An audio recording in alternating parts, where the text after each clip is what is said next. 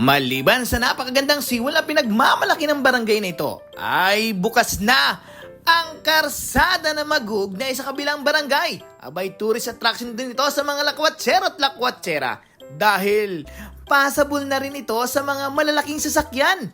Oho, di ba?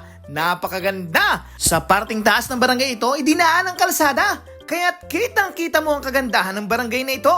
Maging ang kanilang mga kabayan. Mula sa tuktok ay kita'y nagpatuloy ng ating paglalakbay. Patuloy rin kitang namamangha sa ganda at lawak ng karsada.